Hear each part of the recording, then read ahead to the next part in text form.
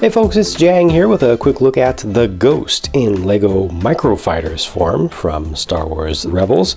First impressions, positive, although the engine pods are oversized.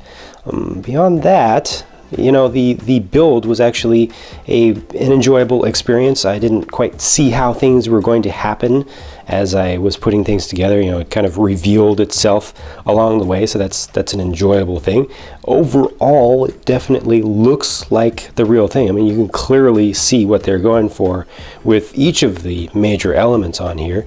You know, some things are a little bit strange in proportion, like they have the exact same size of yellow the tiles at the ends there, which, you know, maybe stands out a little bit too much, but it kind of feels like the scale changes. Like I said, the engine pods are rather large, but then the escape pod sections are also a little bit on the large side, I'd say, relative to the rest of the ship. Now, of course, they always have to shoot with microfighters, so this one has a stud shooter and uses the trans bright green studs. They give you a couple extras of those. Let's take a look at the figure real quick.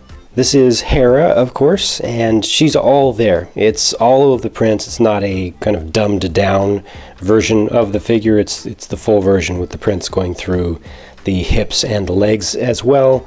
Prints going around the back of the head. She has her goggles on her helmet, and she has both versions of her face too. So two different facial expressions. And it is good to be able to get one of the major characters from the show, you know, core crew member, although I have to admit that Hera is probably the least desirable of the core crew characters. Check this out though. Take a look at the microfighter version versus the full version, the full minifig scale-ish version.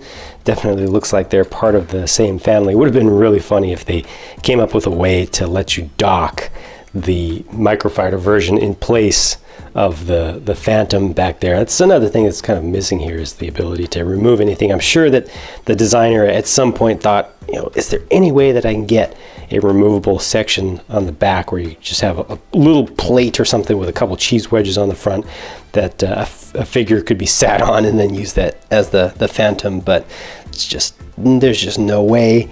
There's just not enough space for that, not enough parts count in the budget. But yeah, a very, very clear effort to capture all of the major elements of this thing as best possible, and I think they did a pretty good job with it. So that's the Microfighter Ghost. Let me know your thoughts, leave a comment on the video, and I'll talk to you again soon. Thanks for watching.